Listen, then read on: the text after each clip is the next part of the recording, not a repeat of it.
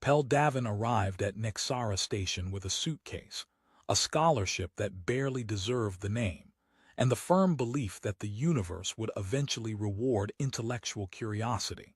So far the universe had rewarded him with 3 unpaid meal tabs, 1 broken translator implant, and a very uncomfortable night sleeping beside a vending machine that insisted on advertising algae chips every 12 minutes. By the 3rd day, Pell had accepted a painful truth about Nexara Station. Knowledge was valuable. Linguists were not. The station itself stretched endlessly in every direction, a glittering ring of metal corridors and gravity corridors wrapped around a swollen blue gas giant.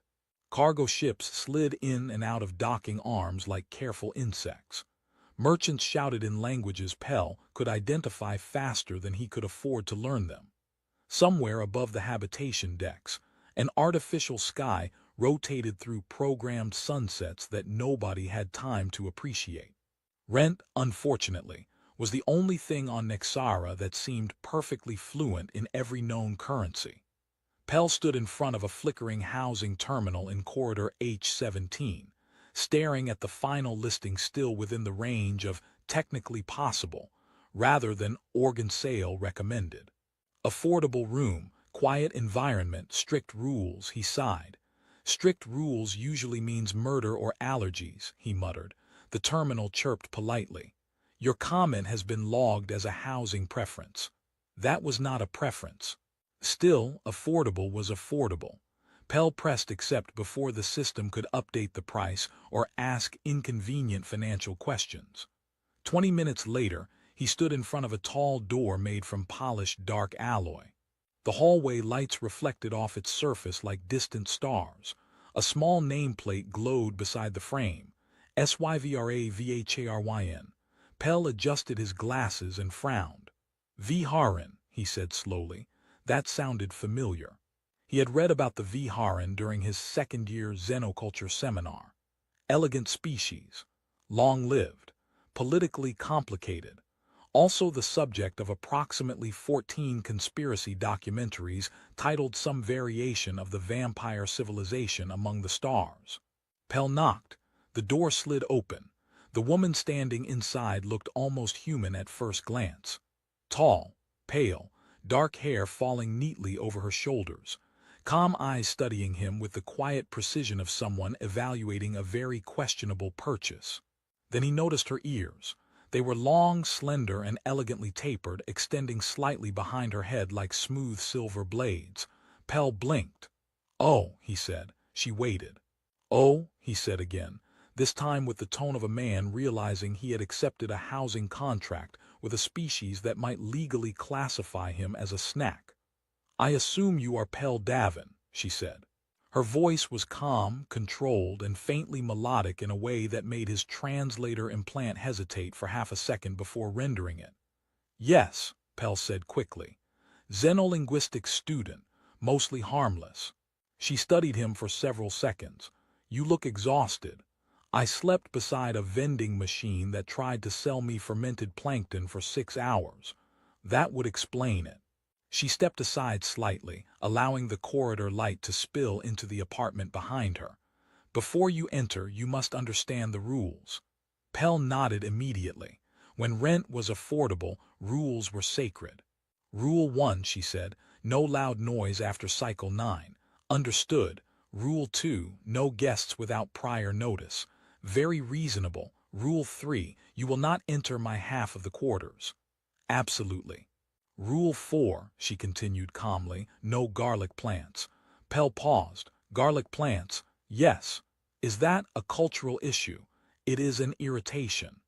Pell nodded slowly, storing this information with the careful fascination of a linguistics student encountering a new dialect of weird.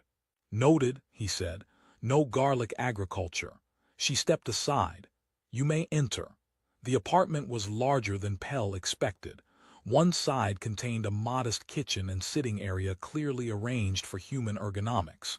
The other half disappeared behind a curved hallway where faint blue symbols glowed across the walls like drifting constellations.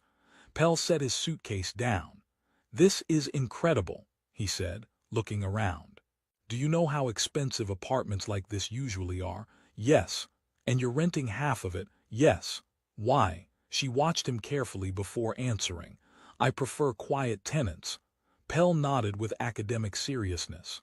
I can be extremely quiet. At that exact moment his suitcase fell over, burst open and spilled 12 books, 2 data pads, and a portable translation drone onto the floor. The drone activated automatically. "Hello, new environment," it announced loudly. Sivra closed her eyes. Pell stared at the drone. Then he slowly reached down and turned it off. "I can be quieter than that," he said. For a moment the apartment remained silent. Then Sivra spoke again. "One more thing, Davin. Yes, you will eventually notice certain biological differences between my species and yours." Pell blinked. "Biological differences?" "Yes." He hesitated. "Should I be concerned?" She studied him for a long moment. "Only if you attempt to cook." Pell relaxed slightly. "Good, I'm terrible at cooking." Sivra nodded calmly. "That is fortunate," she said, "because Viharan dietary chemistry has dissolved 3 kitchens." Pell Davin discovered during the first night that Nexara station never truly slept. The walls carried the distant hum of cargo engines, the faint vibration of docking clamps, and somewhere far above the habitation decks, a transport ship groaned like a tired mechanical whale. He lay in his small room staring at the ceiling. "This is fine," he whispered to himself. "Affordable housing always sounds like a haunted reactor." His translator drone blinked to life on the table. "I detect no supernatural entities." "Thank you, useless reassurance machine." "You are welcome." Pell turned onto his side. Somewhere in the apartment a door slid open with a quiet mechanical sigh. He lifted his head. Soft footsteps moved through the hallway leading to the other half of the quarters. A faint blue light glowed under the edge of the door Sivra had clearly designated as "Do not enter unless you enjoy consequences." Pell stared at it. Curiosity is a dangerous thing for a xenolinguistics student. He lasted 42 seconds. "I'm just checking the bathroom," he whispered. He stepped into the hallway and opened the door. It was not the bathroom. The room beyond was large, circular, and dimly lit by floating runic symbols that hovered in slow spirals through the air. Strange instruments rested along the walls. At the center of the chamber stood a long, elegant capsule made of black glass, glowing faintly with internal light. Pell blinked. "Oh," he said quietly. Behind him, Sivra spoke. "You have broken Rule 3. Pell turned slowly. She stood in the doorway behind him with the expression of someone who had predicted exactly this outcome, and was mostly disappointed in the universe for being correct. "I was looking for the bathroom," Pell explained. "The bathroom is the opposite direction.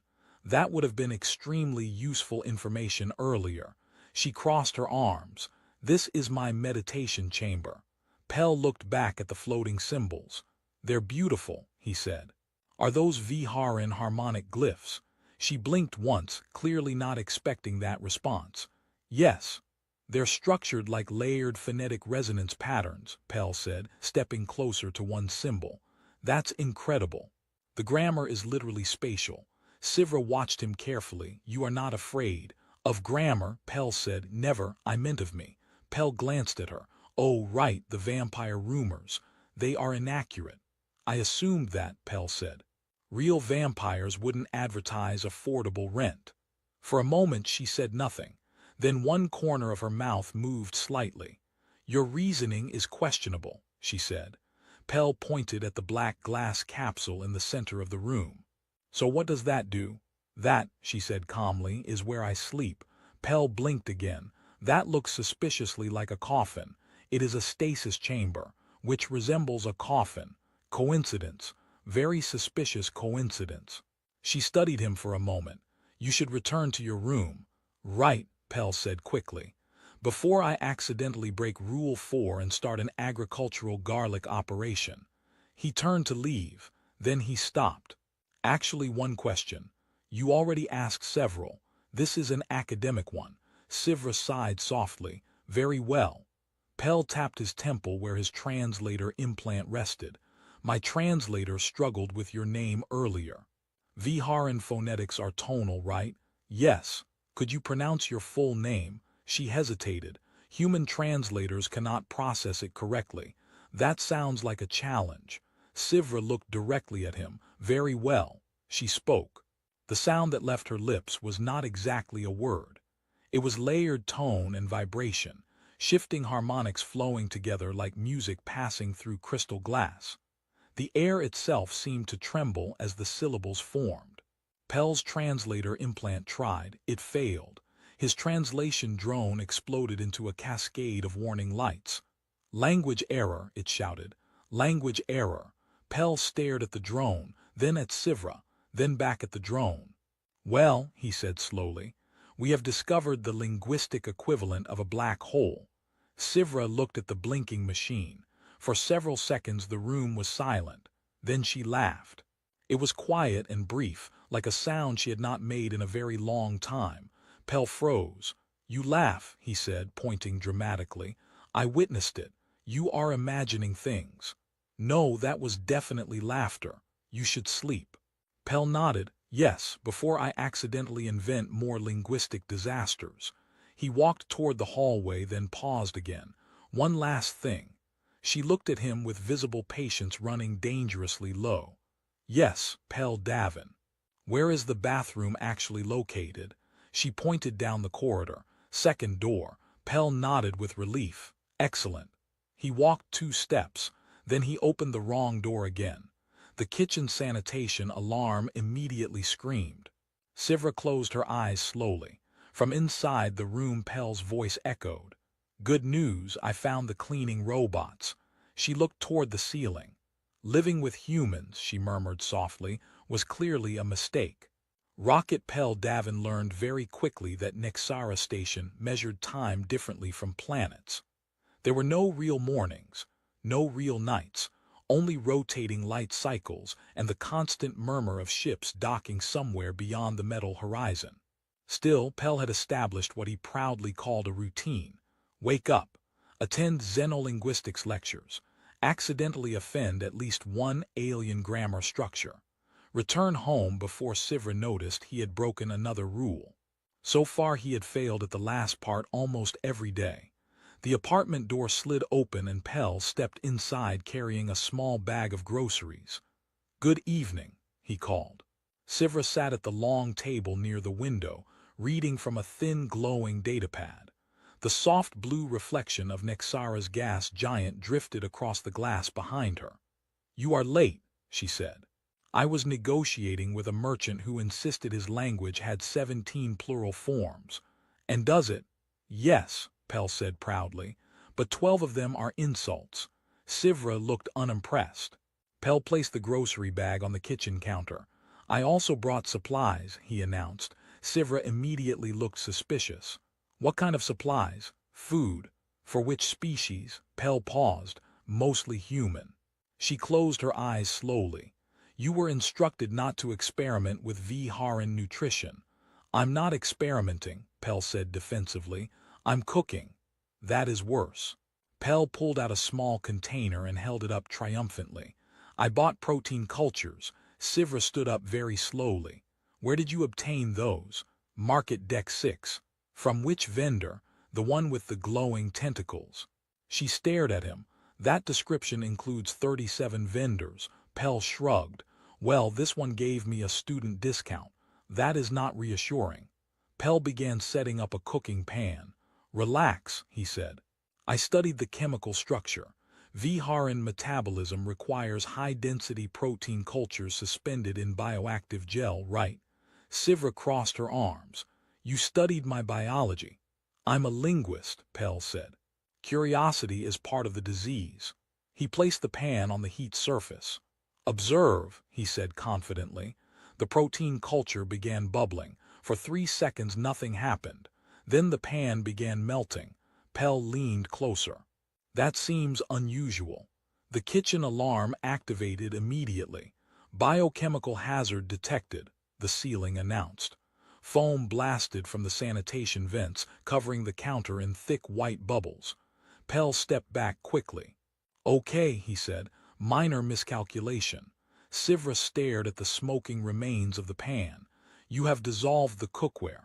Technically, the culture dissolved it. You activated a biohazard alert. Yes, but look on the bright side, Pell said. The sanitation system works. The foam continued expanding across the floor. Pell lifted one foot. Also, the foam is spreading. Sivra pressed a control panel on the wall. The alarm stopped. Cleaning drones rolled out from the wall compartments and began vacuuming the foam. For several seconds, neither of them spoke. Then Pell cleared his throat. So, he said carefully, what do Viharin normally eat? She looked at him. Not cookware. That narrows the list slightly. Sivra moved toward the counter and opened a small sealed container.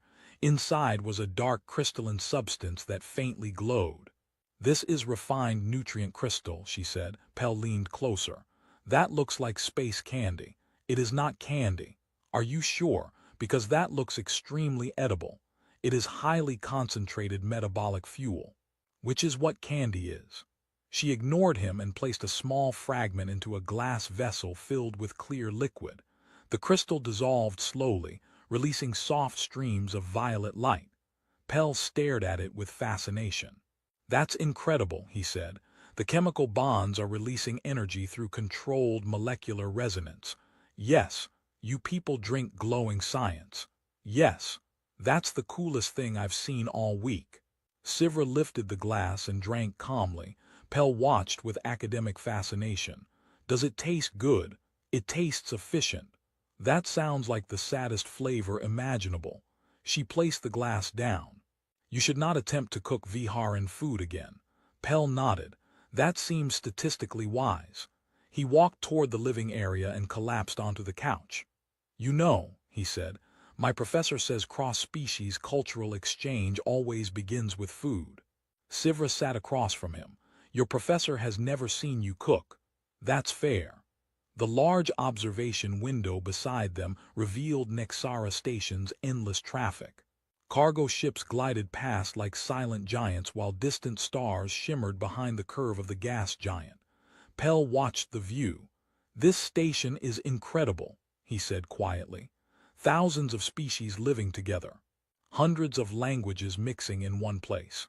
Sivra followed his gaze. Yes, it's like a living dictionary.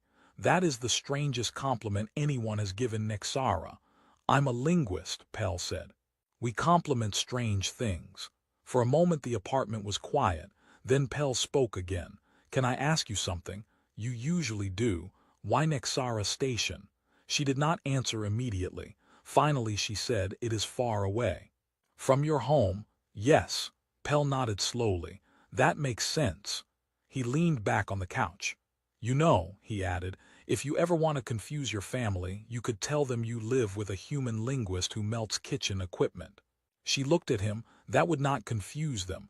It would. No, she said calmly. It would confirm their expectations. Pell considered that. Your family sounds fun. They are not. The cleaning drones finished their work and rolled back into the walls. Pell looked at the now spotless kitchen. Well, he said, at least we learned something today. Sivra tilted her head slightly. And what was that? Pell pointed at the stove. Human cooking and alien chemistry are a dangerous combination. She considered that. Then very faintly, one corner of her mouth lifted again. Yes, she said quietly, that conclusion appears correct. Rocket Pell Davin discovered that living with an alien noble exile slowly altered a person's definition of normal. For example, it became completely ordinary to wake up at cycle 7 and hear harmonic glyphs humming softly through the walls while Sivra conducted what she called linguistic meditation, which looked suspiciously like ancient magic performed with extremely precise grammar. Pell sat at the small kitchen table surrounded by datapads and half-translated research notes. Good morning, he said. Sivra entered from the hallway carrying a thin metallic case. It is not morning, she replied. The station is currently in cycle 14. That's morning for students. She sat across from him. Pell tapped his datapad excitedly. I made progress. That is unexpected. I finally mapped the structure of Viharan harmonic nouns. She raised one eyebrow. You should not have enough data for that. I had help. From whom? Pell pointed to the small floating translation drone hovering above the table. The drone chirped. I have recorded 200 hours of VHARYN phonetic patterns. Sivra looked at the machine. You have been recording me. Pell quickly raised both hands.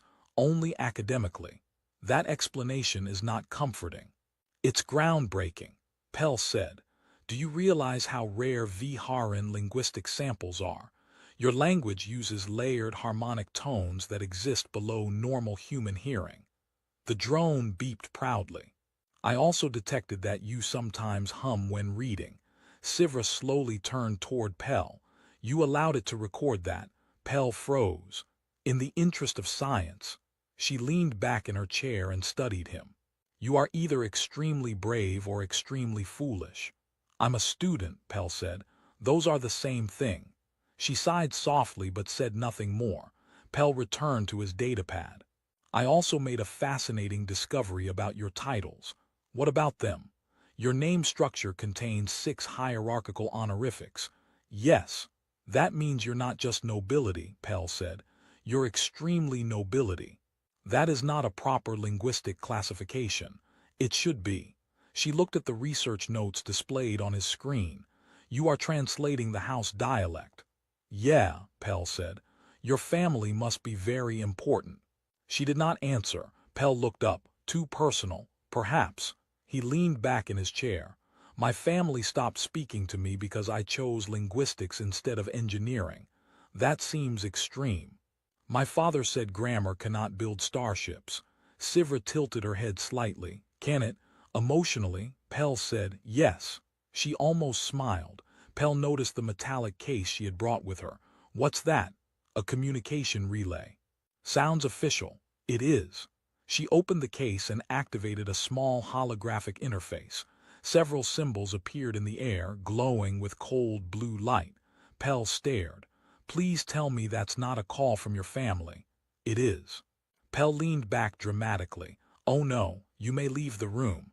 No, Pell said quickly. This is educational. She gave him a long look. You are remarkably intrusive. I'm curious. You are nosy. That's just curiosity with enthusiasm. The holographic interface flickered. A tall Viharan figure appeared in shimmering projection. The alien man's ears were longer than Sivra's, and his posture carried the quiet authority of someone who had spent centuries giving orders. He spoke in pure harmonic Viharan. Pell's translator tried to keep up. Daughter, the device translated slowly. Your absence remains illogical. Sivra's voice became colder. I am aware of your opinion. The holographic figure continued speaking. The translator struggled. Return to House VHARYN. Your political union remains available. Pell raised his hand slightly. Wait, he whispered. Political union means marriage, right? Sivra ignored him. I declined that arrangement. You were not asked to decline. Pell quietly opened a snack packet. This was the most dramatic linguistics lesson he had ever attended. Sivra spoke again. I am not returning. The holographic figure paused. You live on a trade station. Yes. You rent half your quarters. Yes. The hologram's eyes shifted slightly. To a human. Pell nearly choked on the snack. Sivra said nothing. The holographic figure studied Pell carefully. You, the translator said slowly, are small. Pell waved politely. Hello. Sivra pinched the bridge of her nose. The hologram continued. You are a poor choice of companion. Pell pointed at himself. In my defense, I was very affordable. The hologram looked confused. Sivra muted the audio channel briefly. Do not speak, she said quietly. Understood, Pell whispered. She reactivated the channel. The Viharan noble spoke again. You belong to House VHARYN. I belong to myself, she replied calmly. The hologram flickered. This discussion will continue. Then the projection vanished. The apartment became quiet again. Pell slowly finished chewing his snack. Well, he said. Sivra closed the communication case. That went well. Pell nodded thoughtfully. Your father seems nice. That was not my father. Oh, Pell said. Then who was it? My older brother. Pell blinked. Your family reunions must be terrifying. She sat down again and looked toward the observation window. For a moment neither of them spoke. Then Pell said quietly, "For what it's worth, I think renting half your apartment to a chaotic linguistics student was an excellent life decision." She looked at him. "You dissolved my kitchen. That was one time, 3 times, minor details." She watched him for a moment, then she spoke quietly.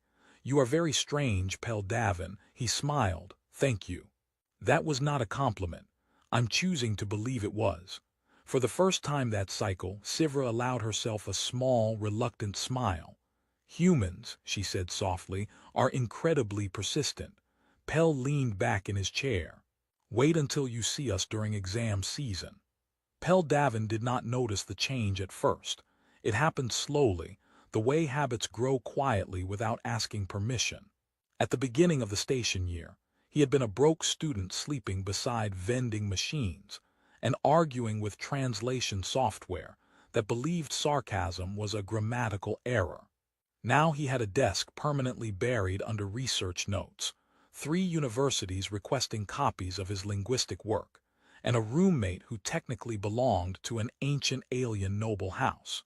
He sat at the kitchen table staring at a message on his datapad. "Well," he said. Sivra looked up from the observation window. "Well, what?" "They accepted it." "What did they accept?" "My paper." She waited. "The Xenolinguistic Institute of Nexara." She blinked once. "That institution rejects almost everything." "I know," Pell said proudly. "They rejected my first 3 drafts with comments like, 'Please stop inventing grammatical theories.' And now they want to publish it." Sivra walked closer and looked at the datapad. "The harmonic grammar structures of Viharan diplomatic language," she read. Pell leaned back in his chair. "You are now officially a peer-reviewed alien language." "That is not how that works." "It absolutely is." She continued reading. "You credited me as your primary linguistic source." "Yes." "You should not have done that." "Why not?" "Because my family would consider that embarrassing." Pell shrugged. "They already think you live with a small human mistake." She tilted her head. "That was not the exact phrasing." "It was close enough." She looked toward the stars beyond the window. For a moment she said nothing. Pell watched her quietly. "You know," he said, "when I first moved here I thought you were terrifying. You still should. You live in a glowing rune chamber and sleep in a suspiciously coffin-shaped capsule. It is a stasis chamber. Very suspicious stasis chamber." She almost smiled. Pell continued. "But now I think you're just lonely." She looked at him. "That is a bold conclusion." "I'm a linguist," he said. "We analyze patterns." "And what pattern led you to that idea?" "You stand at that window every night." She looked back toward the gas giant outside Nexara station. The enormous blue planet glowed softly beyond the station ring. "I was raised in a palace orbiting a star much brighter than this one," she said quietly. Pell nodded. "And now you live in an apartment with a student who dissolves cookware." "Yes." He stood up and walked beside her. "You could go back," he said. "I could, but you don't." "No, why?" She thought for a moment. "Because here," she said slowly, "no one expects me to become something else." Pell crossed his arms. "Your brother still expects it." "Yes." "He also called me small." "You are small." That was emotionally unnecessary. She looked at him again. "And you?" she asked. "Why did you remain here?" Pell shrugged. "At first, because rent was cheap." "And now," he thought about it. "When I started studying alien languages," he said slowly, "everyone told me it was useless." "Yes, but I kept doing it." "Yes." "And now," he said, holding up the datapad, "apparently it matters." Sivra read the acceptance message again. "You translated structures that even many Viharan scholars struggle to understand." "That's because I had a very patient teacher." She looked slightly surprised. "I did not teach you." "You corrected me constantly." "That is not teaching." "It absolutely is." The apartment became quiet again. Ships drifted slowly past the observation window. After a moment Pell spoke again. Also, he added, I like living here. Sivra raised one eyebrow. Despite the rules, I follow most of them. You break several every week. Only the interesting ones. She folded her arms. You entered my meditation chamber. Once. 4 times. Academic curiosity. You activated 3 sanitation alerts. Scientific progress. You attempted to cook Viharan food. That one was clearly a mistake. She watched him carefully. And yet you remain. Yes. Why? Pell looked at her as if the answer were obvious. Because this place stopped feeling like temporary housing. She did not respond immediately. Humans, she said quietly, form attachments quickly. Not always. Faster than Viharan. That might be true. He leaned against the window rail. But I think sometimes you just find the right person to annoy. She stared at him. That may be the worst description of friendship I have ever heard. It's very accurate, though. She looked back toward the stars. For many years, she said slowly, I believed leaving my home meant abandoning everything. Pell waited, but perhaps, she continued, it only meant beginning something else. Pell nodded thoughtfully. That sounds like the opening line of a very dramatic speech. It was not intended to be dramatic. It was a little dramatic. She sighed, you ruined serious moments. I improve them. She looked at him again. You are still very strange, Pell Davin, and you're still a mysterious alien noble renting half your apartment. Yes. Which means, Pell said, raising one finger, this living arrangement remains statistically fascinating. She tilted her head slightly. Statistically fascinating. Yes. And why is that? Pell smiled. Because 1 year ago a broke linguistics student answered a housing listing. Yes. And now, he said, gesturing around the apartment, he lives with an alien vampire noble who accidentally became his best friend. Sivra stared at him. We are not vampires, I know, and we are not best friends. Pell considered that. Roommates who tolerate each other with increasing emotional complexity. She paused. That is more accurate. Pell nodded. I'll take it.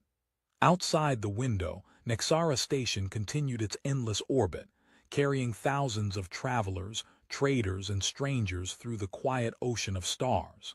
Inside the small apartment overlooking the gas giant, a human linguist and an exiled alien noble stood side by side in comfortable silence. And for the first time in a very long time, neither of them felt like they were merely